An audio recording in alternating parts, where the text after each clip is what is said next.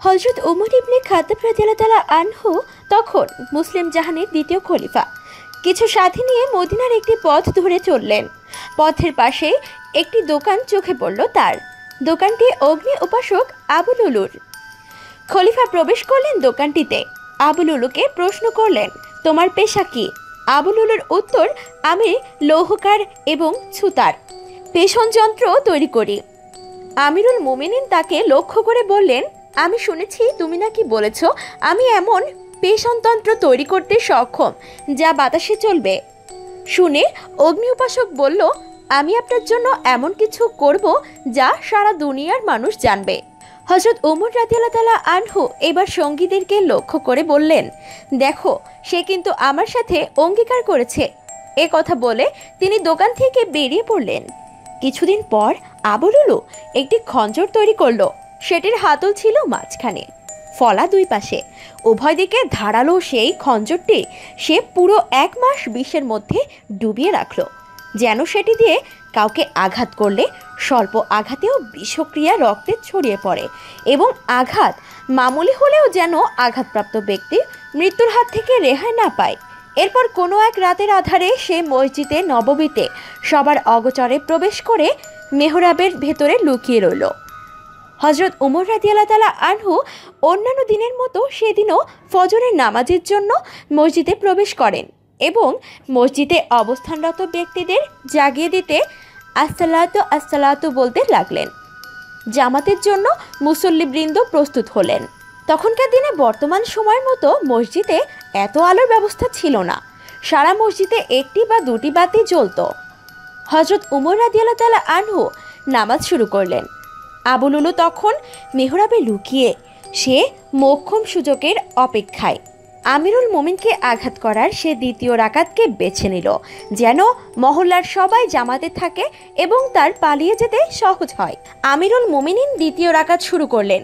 ইয়াকানস্তাইন পর্যন্ত পৌঁছাতে আবু লুলু হায়নার মতো ঝাঁপিয়ে পড়ল তার উপরে। মুহূর্তেই আঘাতে আঘাতে জর্জরিত করল তাকে, একটি বুকে, অপরটি পার্শ্বদেশে এবং শরীরের বিভিন্ন স্থানে আরও কয়েকটি। সবচেয়ে গুরুতর আঘাতটি ছিল তার তলপেটে। নাভির নিচের অংশে পুরো খঞ্জরটি ঢুকিয়ে হ্যাচকা টানে ফেলে দিয়েছিল পেট। জখম এতটাই বড় হয়ে যে এতে আমিরুল মুমিনের অন্ত্রের কিছু অংশ বাইরে বেরিয়ে আসে। তিনি একটি চিৎকার দিয়ে মাটিতে লুটিয়ে পড়েন। এবার আবু লুলুর পালানোর পালা। নামাজের কাতার থেকে মুসল্লিদের বিষাক্ত খঞ্জর দিয়ে ডানে বায়ে আঘাত করতে করতে দরজার দিকে এগিয়ে যায় সে। এই সময় মোট 13 জন মুসল্লিকে আঘাত করে আবু লুলু। এর মধ্যে 7 জনই তৎক্ষণাৎ শাহাদাত বরণ করেন। তাকে ধরতে অন্যরা পিছু নিল। রক্তাক্ত খঞ্জর নিয়ে সে ঘুরে দাঁড়ায় এবং কেউ কাছে এলেই তাকে আঘাত করতে উদ্যত হয়। হযরত আব্দুর রহমান ইবনে আউফ রাদিয়াল্লাহু তাআলা আনহু তার নিকটবর্তী হয়ে গেলে তাকেও আঘাত করতে উদ্যত হয় আবু লুলু। তিনি একটু পিছিয়ে আসেন এবং নিজের গায়ের চাদরটি খুলে ছড়িয়ে সেটি ছুঁড়ে দেন আবু লুলুর দিকে। চাদরটি তার শরীরের উপর গিয়ে পড়ে এবং শরীর আবৃত করে ফেলে। এক পর্যায়ে তার পুরো শরীর জড়িয়ে যায়। এবার সাহাবীরা তার দিকে এগিয়ে যান। আবু লুলু বুঝে ফেলে সে ধরা পড়ে যাচ্ছে এবং আর রেহাই পাওয়ার সুযোগ নেই। এবার নিজের গলায় বিষাক্ত ছুরিটি চালিয়ে দেয় এবং মৃত্যুর কোলে ঢলে পড়ে। তারপর সংক্ষিপ্ত 2টি সূরা দিয়ে নামাজ শেষ করা হয়। হযরত আব্দুল্লাহ ইবনে উমর রাদিয়াল্লাহু তাআলা আনহু বলেন, আমরা আমিরুল মুমিনের কাছে গিয়ে দেখি তার ক্ষতগুলো থেকে অনর্গল রক্ত ঝরছে। আমি রক্ত বন্ধ করার জন্য আমার হাতে তার তলপেটে চেপে ধরতে চাইলাম, কিন্তু ক্ষতটি এত বড় ছিল যে আমার হাত তার পেটের ভিতরে ঢুকে যায়। তৎক্ষণাৎ আমি নিজের পাগড়ি খুলে আব্বাজানের ক্ষত স্থানে বেঁধে দিই। ততক্ষণে তিনি জ্ঞান হারিয়েছেন। আমরা তাকে নিয়ে বিছানায় শুয়ে দিই। আমিরুল মুমিনিন শয্যাশায়ী। আমরা তার জ্ঞান ফেরানোর জন্য নানাভাবে চেষ্টা করতে থাকি, কিন্তু কিছুতেই তার জ্ঞান ফিরছিল না। এভাবেই অনেক সময় কেটে গেল। সূর্য উদিত হলো। একজন বুদ্ধি করে তার কাছে গিয়ে উচ্চস্বরে বলতে শুরু করলেন, আসসালাতু ইয়া আমিরুল মুমিনিন। এক সময় আমিরুল মুমিনিন চোখ খুললেন, ডানে এবং বায়ে তাকালেন। উপস্থিত সবার চোখে অশ্রুপর্দার উপর থেকেও চাপা কান্নার শব্দ ভেসে আসছে।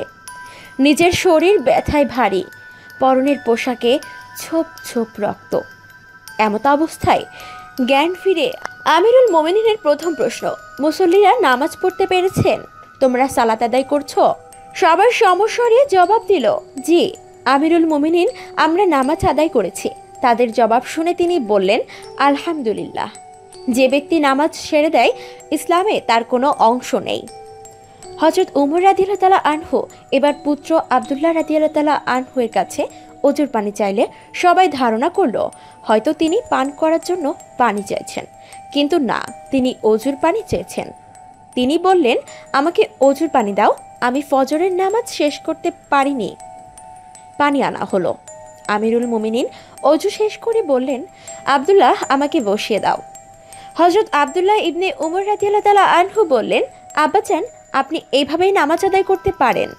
হযরত উমর রাদিয়াল্লাহু তাআলা আনহু কঠোর হয়ে পুনরায় নিজেকে বসিয়ে দেওয়ার নির্দেশ দিলেন। তিনি বলেছিলেন, আকাইদ নীলা উম্মালা। আব্দুল্লাহ ইবনে উমর রাদিয়াল্লাহু তাআলা আনহু বলেন, আমি তাকে বসানোর জন্য তার পিঠ কিছুটা বাঁকা করতেই তলপেটের ক্ষত দিয়ে কিছু অংশ বেরিয়ে এলো এবং ফলে আবার তাকে শুয়ে দিলাম এবং পাগড়ি দিয়ে আবার ক্ষতস্থান ভালোভাবে বেঁধে দিলাম। হযরত ওমর রাদিয়াল্লাহু তাআলা আনহু নামাজ শেষ করলেন। নামাজের পর ইস্তিগফার করলেন এবং জিকির দোয়া পাঠ করলেন। এবার উপস্থিত ব্যক্তিদের দিকে তাকিয়ে তার প্রশ্ন, আমাকে আঘাত করেছে কে? নামাজ শেষ করার আগ পর্যন্ত তিনি নিজের আঘাত সম্পর্কে একটি প্রশ্ন করেননি। উপস্থিত কেউ উত্তর দিল, মুগিরা বিন সুবার দাস অগ্নিপূজক আবু লুলু আপনাকে আঘাত করেছে। একথা শুনে তিনি বললেন, আলহামদুলিল্লাহ, এমন ব্যক্তি আমাকে হত্যা করেছে যে এক আল্লাহর জন্য একটি সেজদাও করেনি। তিনি কোনো মুসলিমের হাতে আঘাতপ্রাপ্ত না হয় এবং মুসলমানদের অন্তদ্বন্দ্বের কারণ না হয়, এই শুকরিয়া আদায় করেন। এরপর ঘরে হেকিম প্রবেশ করলেন। তিনি এক পেয়ালা দুধ আনিয়ে আমিরুল মোমিনিনকে পান করাতে বললেন। দুধ আনা হলো, তিনি পান করলেন, কিন্তু কিছুক্ষণের মধ্যেই তা তার ক্ষতস্থান দিয়ে বেরিয়ে এলো। হেকিম হতাশ হয়ে বেরিয়ে গেলেন। বেরিয়ে যাওয়ার সময় হযরত উমর রাদিয়াল্লাহু তাআলা আনহু হেকিমের দিকে তাকিয়েছিলেন। তার কাপড় মাটি ছুঁয়ে যাচ্ছিল। হযরত উমর রাদিয়াল্লাহু তাআলা আনহু হেকিমকে লক্ষ্য করে বললেন, কাপড় উঠিয়ে পড়ো, এটি তোমার কাপড়কে সুরক্ষা করবে এবং ক্ষোভ ভীতি বৃদ্ধি করবে। এভাবে প্রায় 3 দিন অতিবাহিত হওয়ার পর আমিরুল মুমিনিন হযরত উমর রাদিয়াল্লাহু তাআলা আনহু শাহাদাত বরণ করেন। তার শাহাদাতের পর পবিত্র মদিনার নারীরা আক্ষেপ করে বলতো, হায়, আমিরুল মুমিনের বদলে যদি আমার সন্তান মারা যেত। তার শাহাদাতে আম্মাজান আয়েশা রাদিয়াল্লাহু তাআলা আনহা এত বেশি কান্না করেন যে ধারণা করা হয় নিজ পিতার মৃত্যুতেও তিনি এতটা কান্না করেননি। হ্যাঁ, তিনি হযরত উমর রাদিয়াল্লাহু তাআলা আনহু।